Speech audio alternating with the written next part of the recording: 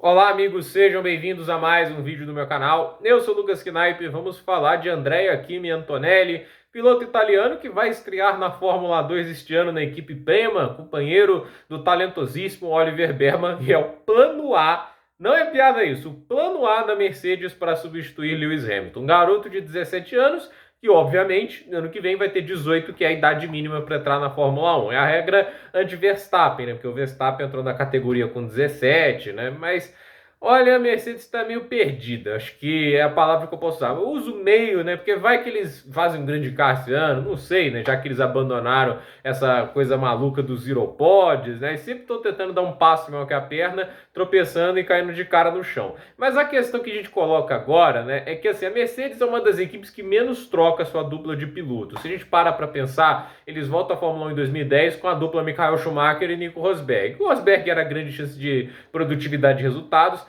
Não que eu acredite que o Schumacher, todo mundo pensava que ele só estaria ali para divulgar a marca, né? Mas a verdade é que aos 40 anos, não tendo cuidado bem do corpo dele, nos 3 anos de ato, né, de 2006 até 2010, né, ele acabou sendo um cara de momentos esporádicos de brilho. Aí, com 43 anos de idade, o Schumacher decide se aposentar de novo e a Mercedes consegue aquela contratação na época bombástica do Lewis Hamilton. Mas a grande contratação foi nos bastidores, né? O Aldo Costa virou projetista do carro, aí o carro começou a andar melhor, né? Pouco a pouco foi virando um carro mais competitivo, né? E o Hamilton, obviamente, ajudou nisso, né? Um piloto que era mais talentoso do que o Nico Rosberg, né? O Schumacher, com 43 anos, nitidamente não tinha o mesmo desempenho de antes. E assim, basicamente, né? O Lewis Hamilton e o Rosberg foram pilotos até 2016, ou seja, 6 anos de Fórmula 1 só uma troca de pilotos. Aí sai o Rosberg para entrar o Bottas, porque o alemão se aposenta após ser campeão em 2016. Aí o Bottas sai em 2021, né? 2021, último ano do Bottas, ficou muito tempo na equipe mesmo sem merecer. E entra o Russell, acabou. Essas são as trocas de piloto que a Mercedes teve, entende? 3, né, no máximo. Já é uma coisa que chama bastante atenção. 3 trocas de pilotos em basicamente 13 anos desde que retornou à categoria. Todas as outras equipes certamente tiveram mais movimentações de pilotos, né? Óbvio que você pode elogiar pela estabilidade, tudo isso, mas a verdade é que agora eles não têm muito para onde fugir, né? Entende? Eles têm pilotos no mercado que não são lá os mais animadores, né? Quem está no mercado para 2025? Carlos Sainz? É um piloto rápido, mas ele não é um piloto que tem algo a fora da curva. Eu nunca vi isso no Carlos Sainz, né? É só olhar a carreira dele. Ele tá aí na Ferrari, né? Ele ganha muito do Leclerc na consistência, mas os pontos altos são todos do Leclerc, entende? É só Singapura ano passado que fugiu um pouco disso, que o Sainz realmente foi muito bem. Mas a questão é, o Sainz é um piloto bom e eu acho que ele viria para a Mercedes para ser o segundo do Russell. Eu acho que o George Russell tem um teto de produção maior. Aí a gente tem a questão também de ter pilotos como o Lando Norris, o Piastri, que talvez sejam convencidos a ir para uma Mercedes da vida se o projeto for mais sólido, mas nesse momento a McLaren está com um carro melhor do que eles, né? Aí você pensa nas outras equipes, né? Alpine, Gasly, Ocon, entende? Aí você pensa na Aston Martin, tem o Fernando Alonso ali, mas a questão é, o Alonso é um piloto fácil de lidar? Eu não sei até que ponto, e quantos anos o Alonso tem, né, tipo, de Fórmula 1. Eu acredito que eles estão procurando por uma solução de mais longo prazo, e o Antonelli acaba casando mais com as ideias que a Mercedes tem. E assim, o Kimi Antonelli é um piloto realmente talentoso, ele tem sim suas virtudes, mas a questão é, a gente nem sabe como ele vai andar na Fórmula 2. Ele foi bem na Fórmula 4 em 2023, mas ele está pulando a Fórmula 3 para a Fórmula 2. A sorte, se assim podemos dizer, é que a Fórmula 2 mudou o regulamento. Agora, essa praga, esse nojo que são os carros de efeito solo, também contaminando como um vírus a categoria de base da Fórmula 1. A gente não vai se livrar desse lixo de efeito solo tão cedo. Eu tenho um ódio muito grande disso, porque é a coisa mais imbecil que eu vi a Fórmula 1 aplicar nos últimos anos. Como resolvemos os problemas das ultrapassagens, né? Eles acham que o problema está a dificuldade de seguir o carro da frente, né? Sem entender que isso também era causado pelo efeito que também gerava as ultrapassagens, que é o vácuo, entende? Você tem um vácuo, na reta a resistência do ar, ela é menor, aí você consegue ganhar velocidade e fazer ultrapassagem. Porventura, nas curvas com a resistência do ar menor, o carro tem mais dificuldade. O que eles fizeram? Vamos anular o efeito do vácuo. Parabéns, o carro acompanha o da frente, só que na hora de tentar fazer ultrapassagem, ele vai precisar do DRS, porque é impossível passar só se puxando no vácuo. Eu não me lembro de uma ultrapassagem no efeito solo que foi feita feito dessa maneira, se puxando no vácuo. E para ajudar, os pneus na Fórmula 1 estão se desgastando numa lerdeza inacreditável. Com isso, a categoria fica com corridas tão artificiais, tão mal feitas, né? É terrível até agora o efeito solo na categoria. E para piorar, se estende para a Fórmula 2 também. Mas, pensando num piloto jovem, é importante essa mudança de regulamento, porque todo mundo vai ter que se adaptar a um carro completamente diferente dos anos anteriores. Então, é meio que um ano de estreia para muita gente, né? Porque a dificuldade para se adaptar a isso pode ser muito grande, né? E assim, ele tem pilotos bons ali para lutar contra ele, né? Vai ter pilotos do nível do Oliver Behrman, vai ter, por exemplo, o Victor Martins na segunda temporada, ainda tem alguns veteranos que podem surpreender. Eu não acho que o Dennis Hogger é um piloto ruim. Então, assim, você tem o Gabriel Bortoleto,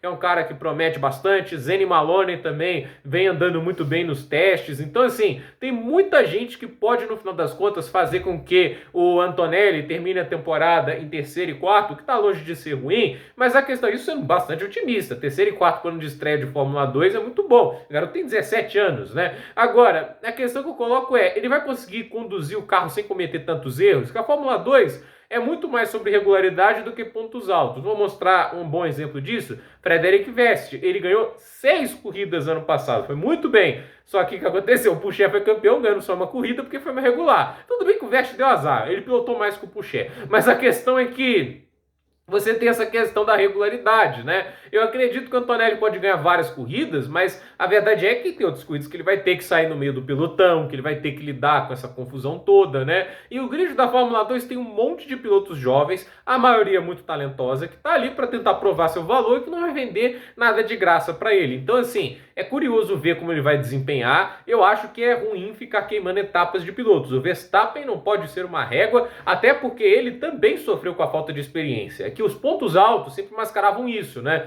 Ele cometeu muitos erros em 2016, em 17, 18. Ele teve momentos muito ruins nessas temporadas, erros evitáveis. Ele teve uma soberba e arrogância em vários momentos. Em 2016 ele era muito sujo defendendo posição. Ele foi melhorando a defesa de posição dele com o passar do tempo, entende? Então, assim, o Max Verstappen, ele se tornou a máquina que é hoje depois de anos de amadurecimento na Red Bull. Demorou para ele se tornar o gênio que é hoje, entende? Ele já era o gênio em termos de velocidade. Hoje ele é o gênio em termos de velocidade, de consistência, gestão de erros. Isso faz o Verstappen hoje um piloto quase imbatível nas condições atuais.